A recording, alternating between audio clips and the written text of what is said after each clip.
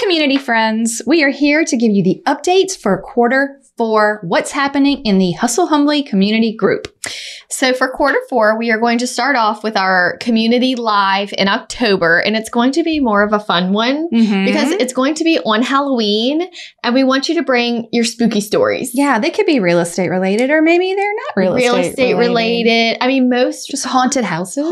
Yes, I was thinking most Haunted spooky houses. things are because of houses. So we're just going to have fun, costumes encouraged. Always encouraged. But then in November, we're getting back to business, okay? That's right. Our community live event will be about prepping your database for the holidays. Yes. We're going to come up with some good ideas on ways to reach out to your database and also get it all scrubbed clean. So when you send out your Christmas cards, everything goes where it is supposed to. Right. And you don't get too many coming back to you. Right. And then tell us what's happening in December. December is my favorite. It is the Hustle Humbly Holiday Happy Hour. 5 H's. It's H5. This is our second year of the H5. Yes, we love the Hustle Humbly Holiday Happy Hour. Also, costumes encouraged. Yes. So mark your calendar for the last quarter for the community group. If you're not in the community group, you're welcome to come join us at hustlehumblypodcast.com/membership. Yes. And you'll also get some other fun stuff that you need to know about besides our fun lives, which they really are great. You're going to get all of the prospecting templates. This is the perfect time of year to really kick those things into high gear. And you get the podcast search feature. Yes. So you want to remember what we said on, gosh, what episode was it? You can go type in to our search feature in the community, and it will just go through every single episode and find exactly what you're looking for. Yes, it'll scan everything and give you your answer without having to re-listen to everything. There's other stuff, but we don't have time. So come join us in the community, or if you're already in the community, don't miss these fun events. But that gave me a system that I really transferred into being 100% referral based. I'm protecting myself, but I'm also protecting my clients and my other colleagues' clients. It has been so eye-opening to me when the buyer walks up and I realize they don't know which agent is theirs because they've never met their agent. You know, you're trying to backtrack on that conversation. It's really something that needs to be discussed in the listing appointment. Hi, y'all. Welcome to Hustle Humbly. It's Alyssa and Katie, and we are two top producing realtors in the Baton Rouge market. We work for two different companies where we should be competitors, but we have chosen community over competition. The goal of our podcast is to encourage you to find your own way in business. So stop comparing yourself and start embracing your strengths. Hi, everyone. It is episode 216. Hello, Alyssa. Hi, Katie. We have a guest today. We love having a guest on the podcast. We'll kind of let Jen introduce herself, tell us like where you are, what you do, and we're going to talk about safety today. So we'll get into why your heart is for safety. When you guys reached out, I was super excited because I have been a listener for probably the last several years. And it's one of those things I love listening in my car because it keeps me going. And it's just so refreshing to have somewhere to go and you to listen to that has like-mindedness with business. And just, you know, we all struggle with the same things on a daily basis. So I was super honored to be asked to be on the podcast. My name is Jen Stambro. I am from Des Moines, Iowa. I have been a real estate agent since 2006. I'm currently a broker of my office. I also have a team that I get to help lead and mentor, which has been a super awesome experience. They keep me going as well. And I'm involved at our local level, our state level, and I've also been on the National Association of Realtors Safety Committee for the last couple of years. Wow. Are you still currently on that committee? I am, yes. So we'll just go right into that because I'm fascinated by it. What do you do? What does that committee do? So how do you serve on that committee? So it has been awesome. NAR really took up the fight on realtor safety several years ago. I serve on the Beverly Carter Foundation. So NAR really stepped up to the plate and realized how much of an issue this is in our industry.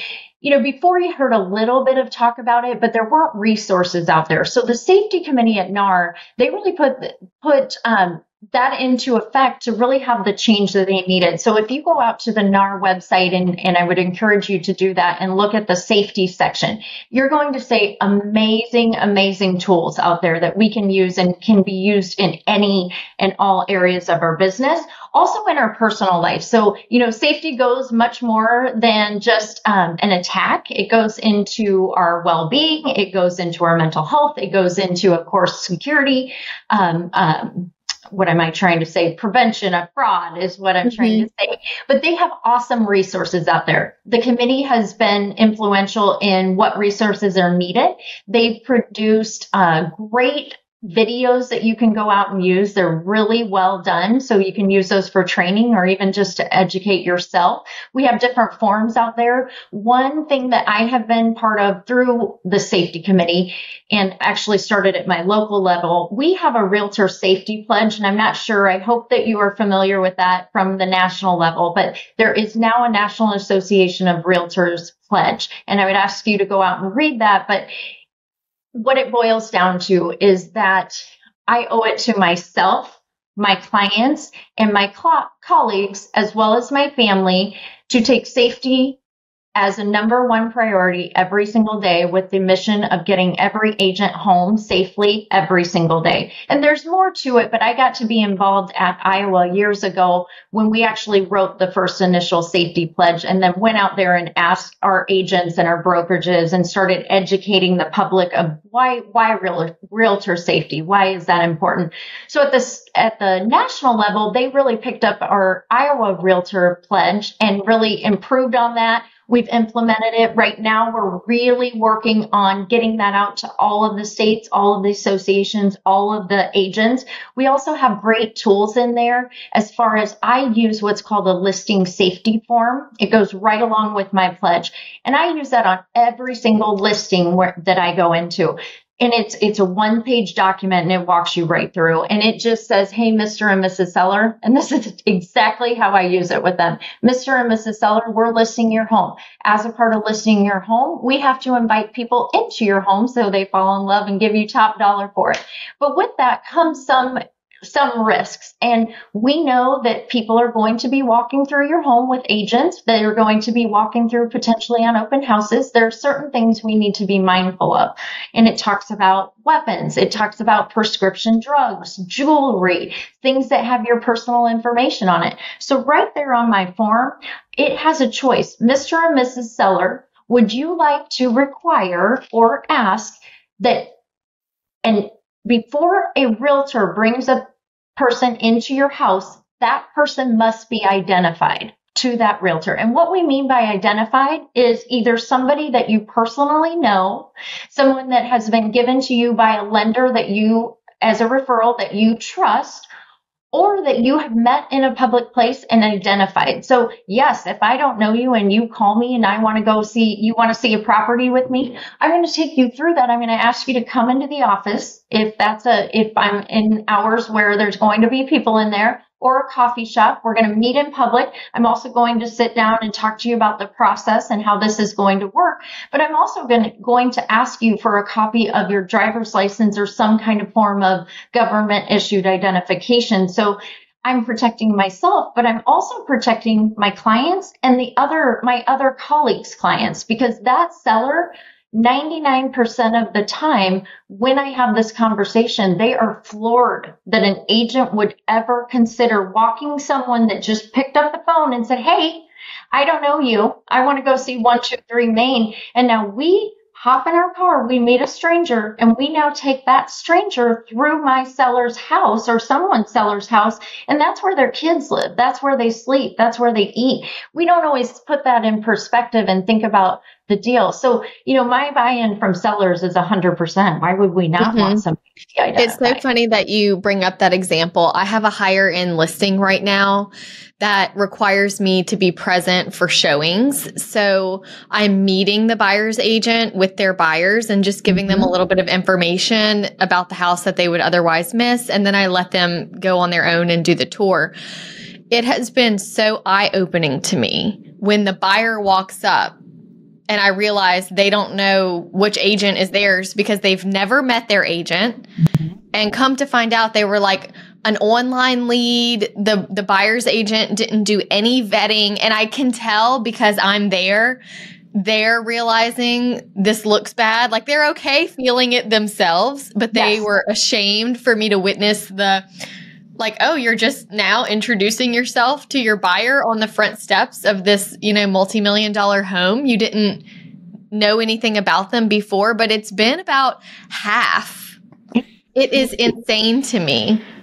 And in all fairness, I look back at my early career. I was younger than I am now, obviously, but some of the things that I did and some of the things that I unknowingly did, putting myself in harm or even clients at harm, I had not thought about it. So when I was first in the industry, we had these, they were called IR leads, and it was truly an email that came to you and said, so-and-so wants to see this house.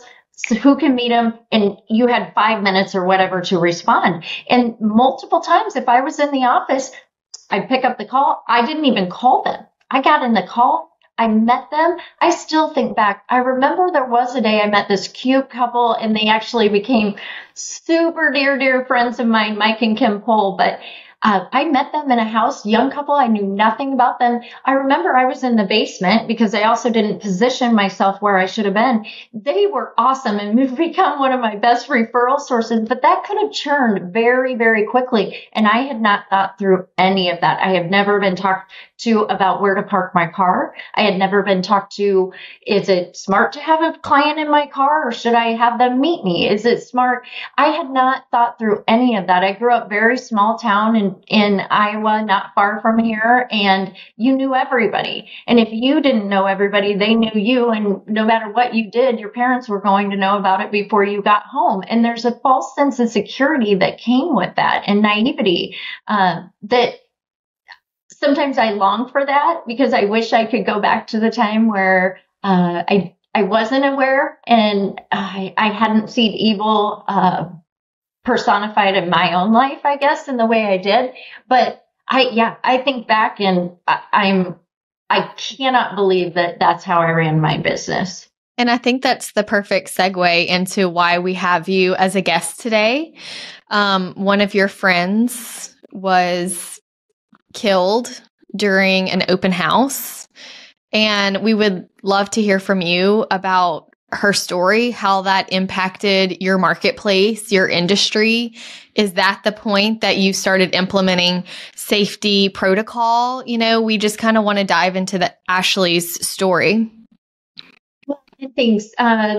This month always hits me a little bit hard when I start doing these. It has been 12 and a half years now since this happened. And part of me wishes, I don't like feelings. I don't like any of that kind of stuff. So some of me wishes that I could just bury it. And I hear that catch in my voice when I start down these. This is one of my first for the month that I've done. So bear with me a little bit. But like I say, I had been an agent since 2006. I had met a dear friend of mine through another friend who was a business partner with my husband and I met Ashley, and she was also a realtor, and she was just one of those people that was amazing. A couple of little quick things that really, truly share with you who she was. At this time, Ashley was young. She was about 26. She did not have kids yet. I already had my son, and I get it. When you don't have kids, you don't understand that life, but Ashley knew my son was important to me, and she was going, and it wasn't just like that with me. This is how Ashley lived her life. She would go around and drop off more miniature pumpkins on Halloween for her clients' kids and her friends' kids. She always remembered to ask me when Jace's first day was going to be and check in on me and see if I needed to have meat for lunch, if I was dropping him off on preschool, if I was going to be sad. When he would dress up for Halloween, she would call and make sure that I was going to stop to show those guys his costume before. Ashley and I had fun in real estate as well with her project that she was working. Ashley had at this time was doing a new construction townhome project with a partner. That's kind of how I started my career when I got into the industry. I had my first townhome project and worked a model home, so I was very familiar with that. But at this time, Ashley's project that she was working was actually closer to my office, real estate office, than it was to her real estate office. We were in the same company, so she would pop in and out of my office to use the copy machine or pick something up. And so she'd leave me little notes. I'd find her business card or my business card that she'd grab off my desk, flip it over and say, you know, I stopped by to see you. I was using the copier. Hope you have a great day. Just always brought a smile to me. I would sometimes on my way home, if I had a couple of minutes, I would just pop by her open house because she and her partner, they held those 6 days a week. So they were there and they always had a candy bowl. So I told Ashley, of course, that I was stopping there to get candy, not to say hi to her, but Ashley was just an amazing person. So at this time, it was 2010 and we were both in real estate. I actually remember, to make kind of a long story short, I had a crazy day. I had another friend got married in the morning. I was going to go to the reception that night and I had 3 houses that I was showing in between. So I remember I was going about my business. I remember walking up. We'd gone through the first house, opened the lockbox. It wasn't the one. Kind of a funny story. This was a client that I believe I probably showed 342 houses to find the one. But the one that we saw that day, the first one wasn't it. The second one wasn't it. And I remember when in between those 2 houses, my client, as we got out of the car, said, I just heard that there was a shooting over in West Des Moines. And if you're familiar with Iowa or familiar with West Des Moines, we're pretty fortunate. We live in a very safe, very area, especially when they said Jordan Creek Mall. That was kind of an area that had schools and neighbors, and you definitely would not have thought of it as something that happened there. And I remember when she said that, I said, that's weird. And I was right on next to opening up the lockbox. As we go through this house, I noticed that I had my phone, but I was in my professional mode. So I was being good and trying to send it to voicemail and ignore a text and swiping through. And I even remember making a comment, wow, Friday afternoon, everybody wants to get a hold of me. But I just kept not really looking and swiping and getting things off. But my manager of the time, I saw her number pop up, or her name pop up, and for either the second or the third time. And I thought she was calling me because we had just had a business deal that, went terribly wrong when some paint touch-ups didn't match. So I finally picked up the phone, and I just remember she asked me what I was doing, and I probably kind of responded, it's Friday afternoon. What do you think I'm doing? I'm showing houses. And she kind of paused, and I remembered that pause, and I asked if everything was okay, and she said, can you give me a call when you leave there? And I said, yes. And then I remember asking again if everything was okay. And my mind's still on the transaction. I'm thinking about the paint touch up and how we need to fix that for our clients. But I could tell that there was something different. And I asked again, and she paused and said, your family's okay, but I need you to call. And at that point, I wasn't getting off the phone. I don't handle not knowing things very well. And I just remember that she said, Ashley's been shot, and that's all we know at this point. And I remember everything changed right then. My manager knew that we were good friends, and so she thought to pick up when she started getting the calls from the other people that were holding models in the area. And that's kind of it. That was before and after when everything changed. Sadly, the story ends that Ashley Oakland was shot while holding an open house in broad daylight on about a 3:00-ish in the afternoon on a Friday in West Des Moines, Iowa, in a townhome community that she had sat many other days, and that several of our clients and agents had shown. She was taken to the hospital and pronounced dead. The aftermath was the investigation of trying to figure out who, why. Truly, that was a time that I would have never been able to imagine. Again, Ashley, if you knew her heart, while it would be hard to understand anyone, knowing Ashley and knowing her heart and her personally, you couldn't make sense of it. I hate to say, but 10, 12 years later now, it'll be 13 in April. We still don't know why. We don't know who. They have not been able to ever find out who did this to Ashley, who took her from here, from her friends, from her family. So the mystery, the case goes unsolved, and it was a wake up for me when I finally wrestled, and this is a long time coming, but when I wrestled with losing my friend, losing that innocence and false sense of security in the world, and being in the same industry and not knowing what to do. I felt so bad that I couldn't figure this out for my friend. I couldn't figure out who took her, who did this to us. I couldn't figure out any of that. And even if I did figure it out, or it was figured out, she wouldn't come back. So I guess finally I got to a point where, when the idea of the safety pledge was brought up from another gentleman in our association at the time, Dylan DeBruin, that was the first thing that I could put some energy and that hurt and that anger and that why, that I could put that into a positive place to try to make a difference and to try to use Ashley's story and to use our experience of losing her to hopefully help others and help other realtor communities, other families, other friends, others to not ever go through this time as again. Okay, I have a question because it wasn't solved. Did it immediately impact the way realtors in your market behave? Like, were open houses no longer? I mean, I would assume people were afraid that would just happen again, since we didn't have any idea who it was or what the reason was or anything. Very steady here. Sundays, absolutely. Those were very steady. Also in these projects and new construction, that it wasn't uncommon that we would have daily open houses, maybe have one day off. I remember, and again, this was really hard for me at the time, but so this happened on a Friday afternoon. Open houses were canceled for Sunday. Beyond that, you did have people choosing to go back to them.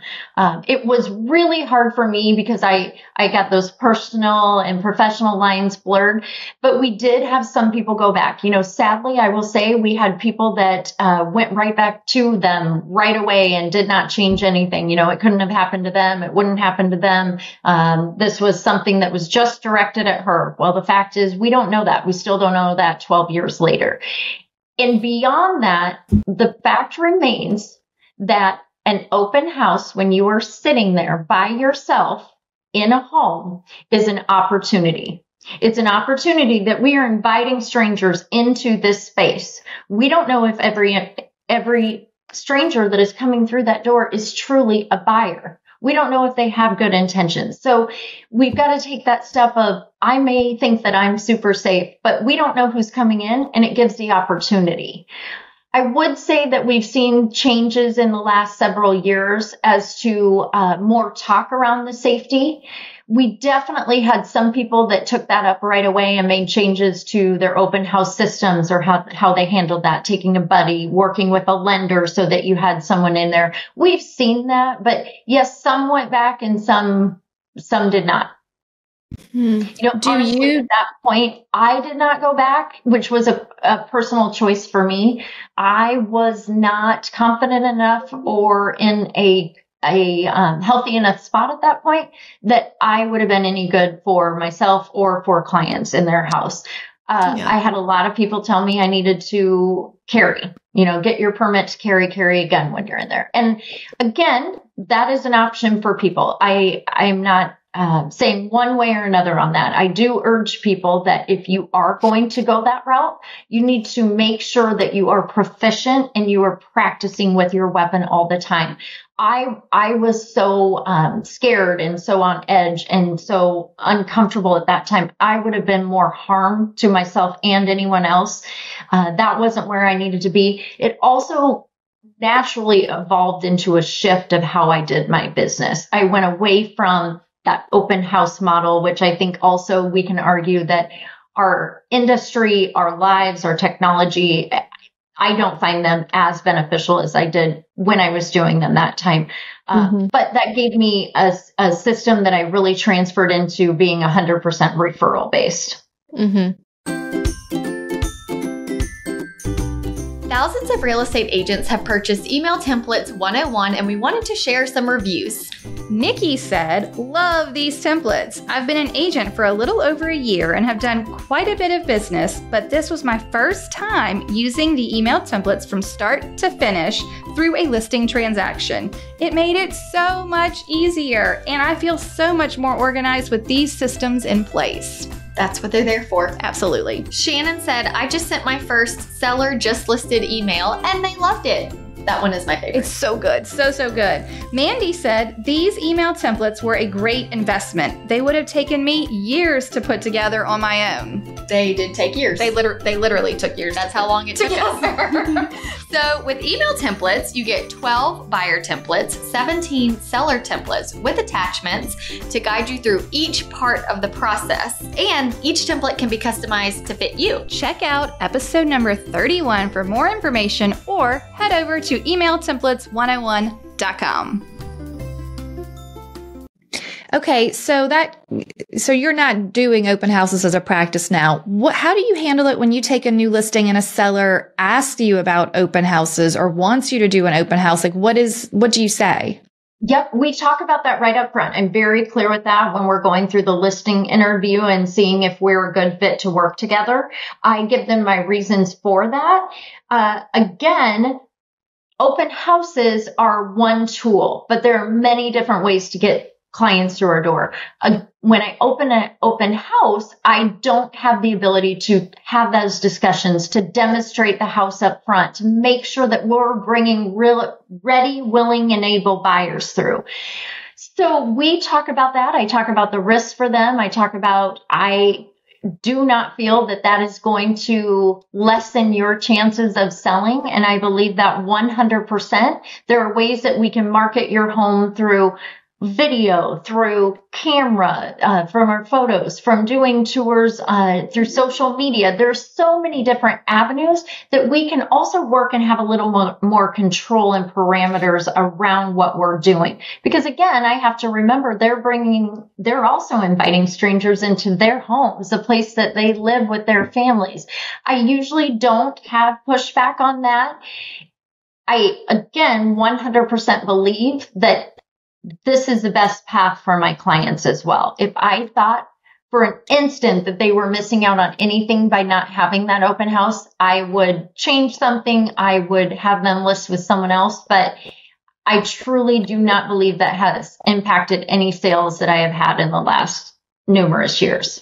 And I think that just goes back to communication and setting those expectations up front at the listing appointment.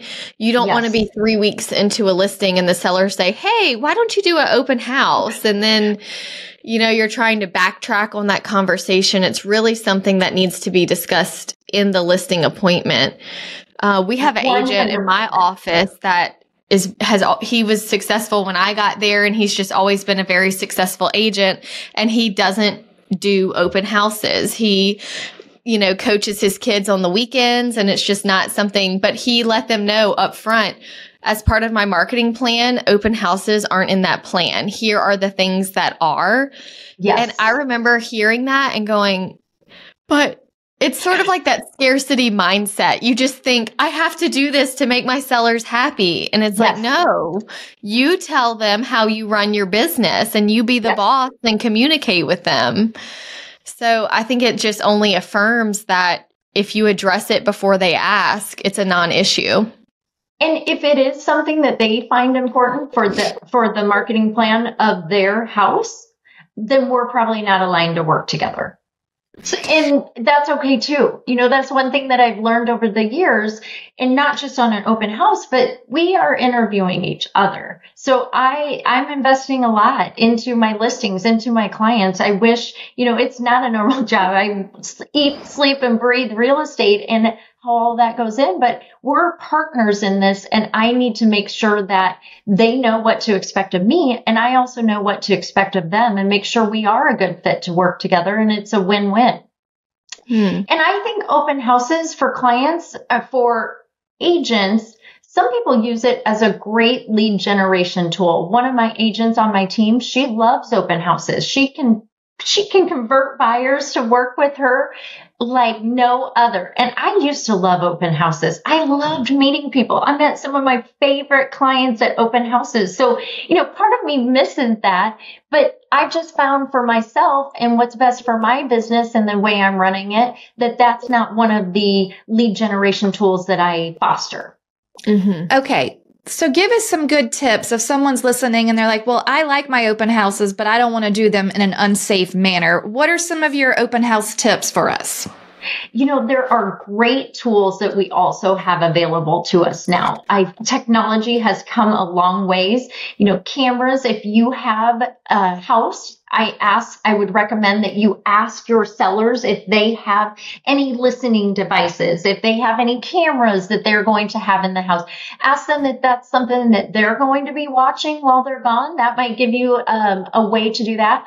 My agent, Amy, that I was talking about again, that is amazing. She strategically picks her open houses too. She's familiar with the areas she's working. She makes sure that it's a neighborhood where people are going to be around. She waves at the neighbors when they're coming in. She'll even talk to them and say, hey, I'm holding an open house Sunday 1 to 4. Stop on by. Makes herself present. Again, it also is little things about when you get to the house, don't come running in at 1:05 if your open house starts at 1. Make sure that you have time to go inside, go around the house, make sure that you're familiar with your exit plans. If I have to get out of here, what do I do? How can I get out the easiest? Make sure that you are standing where you're not getting yourself blocked in. Like I was talking about when I was showing Mike and Kim Pohl, I remember I walked myself down to the basement. They walked right behind me, and all of a sudden I'm sitting there looking, and it's me and the two of them in the door. I would have had to go through them to get out. Again, making sure you have your keys where you need them. Park your car so you're not getting blocked in every time that you're behind. Partner up. Our team is great about if I'm not feeling comfortable with something, or, if they're meeting somebody that they talked to on the phone, they've gotten their ID, we'll tell each other where we're at. Call me in 5 minutes. Make sure that I'm okay. Come along with me. I will always pop out and go, or, sometimes we'll have one of our husbands sitting in the car just waiting out there, making sure. You do not need to demonstrate the entire house with your open house guest. You do not need to walk them from the front door to the bathroom, to the kitchen, you can meet them, greet them, send them on through, and then tell them, I'm going to be standing here. I will be here when you have questions. Save them for me and I'll be here. When they yell at you from the upstairs bedroom, you don't have to go up there to answer it. You can wait where you're at. And if you don't feel comfortable, get out. Have a story to say. I just got a phone call and I'm sorry, I've got to go. I'm waiting out here to lock up. I'm going to have you leave, sir. And be on the phone. Have it ready to go. I grew up where we made a lot of apologies for how we were perceived, right? Be quiet in school, be polite, be friendly, and overall those are great things. But sometimes I overthink to the point of, oh my goodness, if I tell this guy and I don't even say I'm not comfortable, but if I leave this house, that's going to maybe make him feel bad. He might feel bad because I don't feel comfortable, or that lady made me feel uncomfortable. Nothing is worth your life. Mm-hmm. Period. Yeah. I went to an open house recently. I had a showing down the street with my buyer who I knew. And then they wanted to go, oh, well, hey, that one's open down the street. Can we go there? I'm like, I'll run in. Actually, they had gone before I got there. They were like, we went into that open house, but we think we like it. I'm like, well, I need to see the house. So I'll pop over there. After we left the showing, I popped into the open house where the agent was sitting. And I was there probably 30 to 45 minutes just chatting with her about the house, and she was alone. I would have left, but a single guy came in, and then another single guy came in, and then I'm like, I am not leaving this lady here alone with these people. Like, you're just so exposed. You're so Yes. exposed. And it happens every day, all of the time. And no one thinks it's going to happen to them. But I think taking a partner, being like, hey, this weekend we do your open house. Next weekend we'll do my open. Like, we can work together so that we're not, leaving ourselves so open to, danger. And I think it is more fun. I think in the market now where we're shifting like out of the crazy market we've been in the last few years and the interest rates are higher and the business is more scarce, agents, especially like some of the newer ones, are having that scarcity mindset where they will do anything for a client. If they get a lead or a sign call or a phone duty call, they're in the car and they're going. And I think that the scarcity mindset of needing the business so much really clouds their judgment on what they should be doing. And it's not a problem until it's a problem. But just as far as, maybe even outside of open houses, qualifying people that you don't know and that weren't a referral from someone, what advice do you give your agents for that? I run this whole system with a referral. So my mom can give you to me and it's going to set up the same. Okay. Even my mom, even my cousin, if they're going to go through the buying process, this is how we're rolling it. So it just starts easily with, I'd love to talk with you. I just wanted to find a time, 30, 45 minutes that we could sit down, go through the process in general. I can tell you a little bit about myself, tell you how I work. I want to learn about you, what you're looking for, see if we're a good fit to work together. Because again, it has to be a win-win. Not every buyer is for me and I'm not for every buyer, and that's okay. So right away, I have the buyer coming into a public place. Typically it is at my office. We're going to sit down. I'm going to go through that little buyer consultation talk, which of course I'm talking through different things depending upon the client and what's important to them. I'm going to tell them a little bit about myself, how I work, what showings are going to look like. And we're also going to be talking a lot, and I'm going to be listening more than I'm talking about what they're looking for, what their expectations are. Once we get to the end of that buyer consultation, we're going to talk about, do we feel comfortable moving forward? And sometimes that's not a immediate response, but if they are, we can also go through how we are going to go through showing. So immediately when I'm having the buyer consultation, we're talking about everything from when you see a listing that you like from what I'm sending you, send me the address, let me know a couple of times that work for you. We'll schedule an appointment. But we're also talking about when we go in, I don't walk all the way through the house with you, or I'm not with you every step. I'm going to be walking behind you. You get to take in the house first. And I'm not always saying it's for safety, but it's for those kind of reasons. I'm talking also about that sellers now, a lot of our houses have listening devices and cameras. That serves two ways. It's also a little safety tip because I'm immediately telling my buyer, first of all, be aware of what you're saying because the seller could be listening, but also someone else could be listening to us. So immediately they already think that we may not be in the room together. Again, I work with amazing buyers. I don't have this,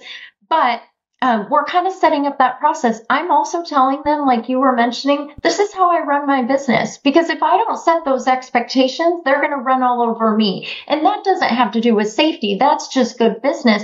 And I'm also not being my best for them and guiding them as easily through the process. So if I meet them, if there was any kind of a feeling, or we'd have that discussion, or, I might just say it's not a good feel. I use a program, and I'm sure you guys have likely heard of it, but we use Forewarn. I actually we talked with them, and that's actually offered at our local association for all of our members. But that's something I do on every single client that I talk to. I send them through their phone number, so I'm looking at their background, if there's anything like that. Again, I found that sometimes those aren't 100% accurate, but it's another tool for us to use. I go into Facebook. If Joe referred me to this person, I'm going to look this person up on Facebook and Instagram. I'm going to kind of see if the story that I've gotten makes sense, that Joe knows this person, and also see those common people that we might know. Because again, it's a great conversation starter, and it's also a way that I can kind of back into that. one time I had a phone call from somebody that was calling on a listing, and I talked to the client all the way. I talked to the person on the phone all the way through. But from the conversation, he told me that they had just sold their house for sale by a owner. He told me a location-ish that it was at. Somehow it came up. He told me that he would be driving X and X car. He had a wife, but I could go into Forewarn and put enough pieces together that it matched his story. And again, we still met in that public place first, but it gave me another tool to make sure that I'm checking my safety. Mm-hmm. Okay, I have a question though. That makes perfect sense for me for buyers. How do you handle sellers? I know you're working by referral, but let's just say agents in your office or on your team, receive a call or a lead in another way, and it's not a referral. How do you vet a seller before you go to their home, or do you have to meet them at the office first? Like, what's the process? A little more difficult, I think, innately, because you have to get in their home, right? You have to get in there to see what we're talking about. I can do a preliminary market, but I've got to get in to see it. So I'm still running them through those social media checks, the Forewarn check, trying to get anything that I can see. But typically, if I don't know somebody that I'm going to their home, either my husband, my assistant, my calendar is a tool that I use huge, and I'll kind of go back to that. But I'm telling people where I'm at. When I first started, It was kind of like, I don't need to check in every 5 minutes. It's not checking in. It's telling them and making sure that I feel comfortable asking for that. Hey, give me a call in 5 minutes. Let me just say, hey, I feel good. I don't. And if you really don't know somebody and you have a feeling, taking someone else with you. Hey, and we partner up on things all the time. I'm just going to have my agent Jen stop by with me. We want to get a feel, and we're going to give you a better idea of what your house is. We just want 2 sets of eyes. Again, it's pretty simple to get at least 2 of you in there. Mm-hmm. So back in episodes 6 and 7, back when we first started the podcast, because you're episode 216, we interviewed Carl, where he shared with us, his story about his mother and the safety tips he gave. Through this world, how did you end up connecting with Carl? So it's a weird connection that we have. I love Carl dearly. Carl's mom would have been, she was about 5 years after Ashley had been killed. And I remember hearing it on the news and following it. And it just gripped me from the start. And I think part of that was because it was ripping off some raw emotions for me. And also just watching this family go through it and knowing what it does to your real estate community. Because, we're all competitors, but we're family too.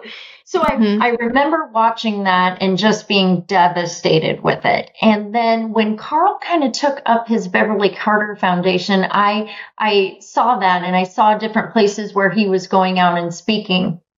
And I went to my broker owners and said, could we do this? Could we bring Carl here to speak to our realtors? I want to continue this safety passion. And Carl flew in that night, and we actually met for dinner. He and I and I think there were about 4 others of the owners there that had graciously brought him in to speak to our agents. And it was, I can't even describe that dinner. It was so awesome and so heartbreaking at once, because he and I started talking about things, and I felt God. I felt like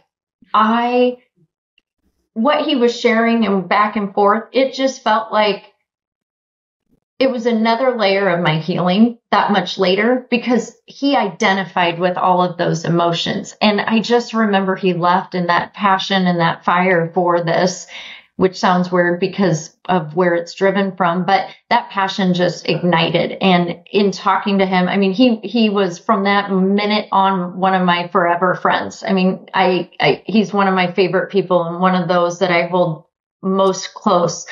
But from that point on, he asked if I'd be interested in joining the Beverly Carter Foundation. And it was yes, yes, yes. Nobody wants to be in this club, but we have a choice of what we can do with where we're at right now. So to me, honoring Beverly and honoring Ashley is sharing with others and hoping that it takes them a second to pause and to think and to hold each other accountable and continue having these conversations. These aren't fun conversations. I hate having them. I hate saying, have you checked the person before you're going? Did you park in the right spot? What are you doing? But we have to hold each other accountable for that. My team holds me accountable. They'll say, where are you going? Do you know this person? We hold each other accountable because we slide back into those patterns. We know what we need to do. We know it's not smart to go meet someone, but it's just one phone call. I'm just going to do it this one time, or gosh, I haven't had a closing in 3 months. I need this. I'm just going to go meet him. I'm going to do it one time. I'm going to see what happens. So I think it's important that we hold each other accountable of having these conversations. I love it if my agent will call me out and said, did you get their ID? Because I heard you on the phone. It sounds like you're running over there. That's what we need to do for each other and to continue this on. And Carl has done such amazing work in the memory of his mom and just what the foundation has done. That comes a cost to him as well. It's hard work. He is emotionally raw every time he tells, but I'm so proud of him of what he has done with such tragedy. He has really impacted so many, many people's lives. We have a community group within the podcast, and we do a monthly event in the community, and Carl's going to come speak to them. And so we're really excited to have him again. But you're right. I mean, by the end of, his episode, we had tissues and we're just like weeping because it was... And I agree with you too that, you hear it and you're maybe cautious for a few weeks and then you get busy and you get back into routine and then you just start making exceptions. And next thing you know, all of your boundaries are out the window. So I love that you treat every client the same. It's just how you do your business, whether you're a referral or a cold lead. These are the protocol that we're going to take for how you run your business. And if you do it that way, it never slips through the cracks. Right. To do because it becomes almost automatic. So we get a call, we put them through forewarn, we do this, here's our intake.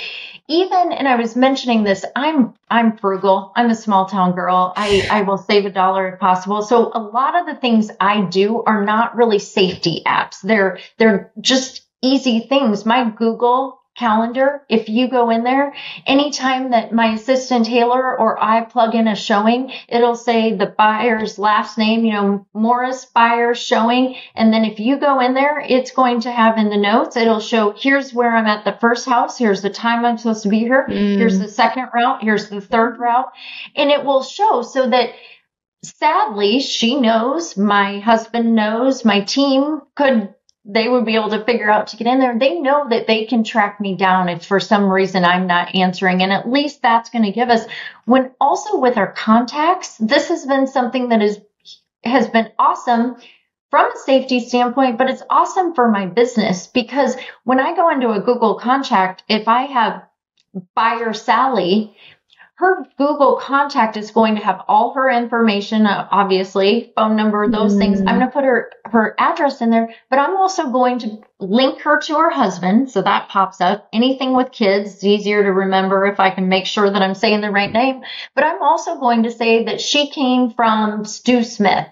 And so now I'm kind of creating a weave of if we ever had to go back and figure something out. Plus, it's great. I can pull up and see how many people did this one refer me or who knows them because I love all of that. It's my clients that really fill my passion.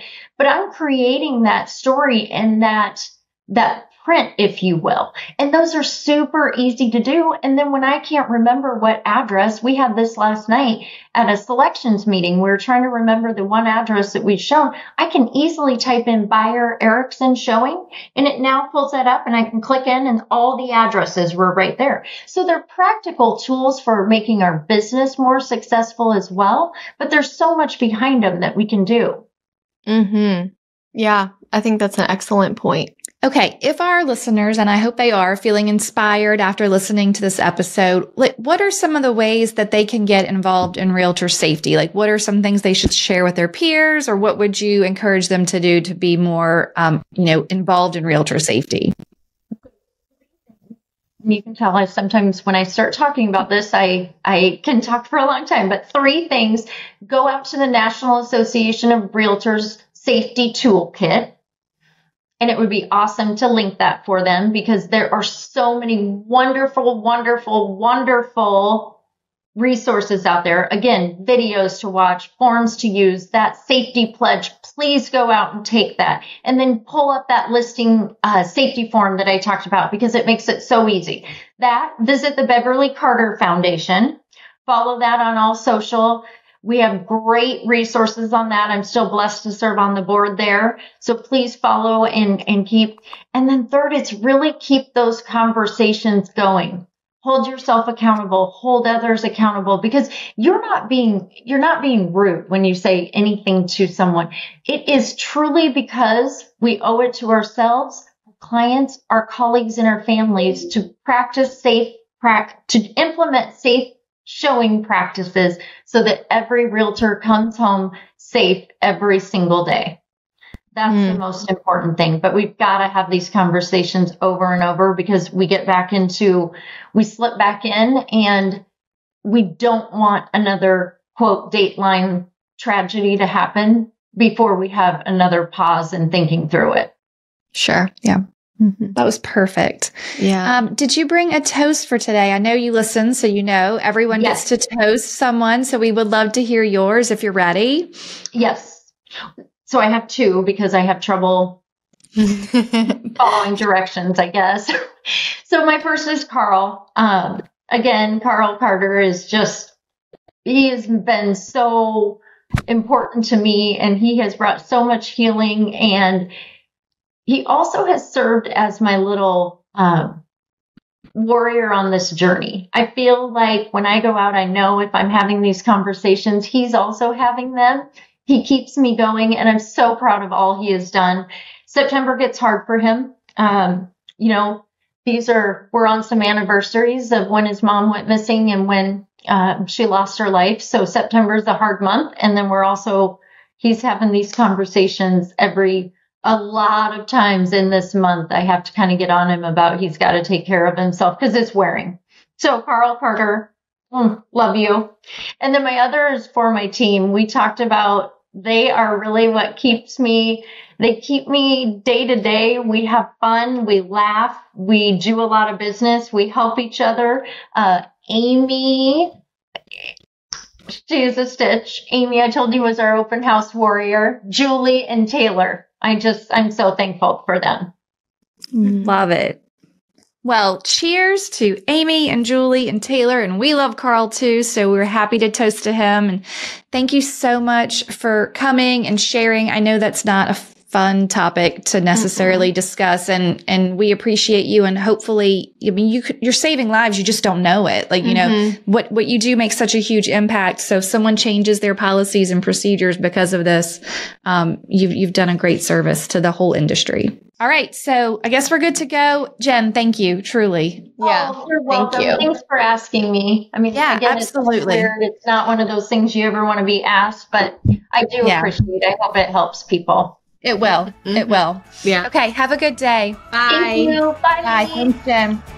Thank you so much for tuning in to the Hustle Humbly podcast. If you enjoyed this episode, please go to ratethispodcast.com/hustlehumbly and leave us a review or like this video. Don't forget to subscribe to the channel and hit the bell for notifications. If you have an episode topic or someone you'd like to toast on the show, please email us at team@hustlehumblypodcast.com. Find us on social media at Hustle Humbly Podcast. Don't forget to find all the free resources at hustlehumblypodcast.com/resources. See you next week.